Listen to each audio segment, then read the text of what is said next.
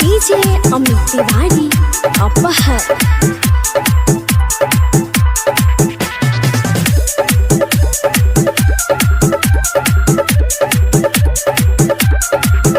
अरे होके दी हम दिलवा की तोके दी हम दिलवा, हमरे ही नाम जप रोज हमर सिलवा।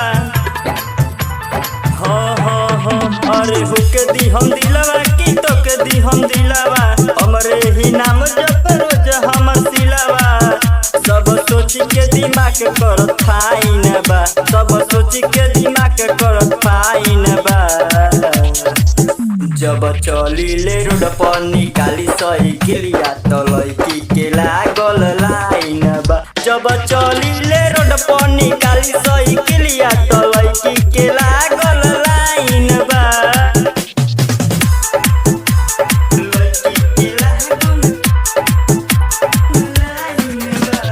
डीजे अमित तिवारी अपहर।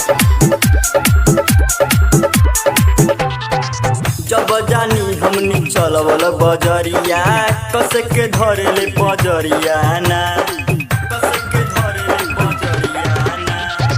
जब जानी हमनी चलवल बजरिया, कस के धरेले बजरिया ना। कहेले सबके छोड़ो ए राजा, हमके धर कवरिया ना। जो है भेटाले कहे साइन बा, जो है भेटाले कहे साइन बा। जब चले ले रोड पर निकाली साइकिलिया तो लड़की के लागल लाइन बा। जब चले ले रोड पर निकाली साइकिलिया तो लड़की के लागल लाइन बा।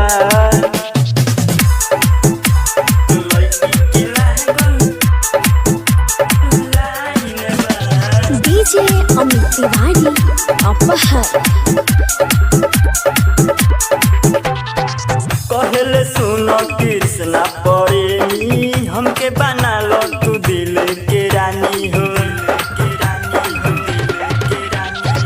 कहले सुनो कृष्णा प्रेमी, हमके बना लो दिल के रानी हो। रोकी के राती में रोज साइकिलिया, कहले कदो तू साइन हो। आई पागलपंती के कौन डिजाइन बा, आई पागलपंती के कौन डिजाइन बा। जब चलिले रोड पर निकाली साइकिलिया तो लड़की के लागल लाइन बा। जब चलिले रोड पर निकाली साइकिलिया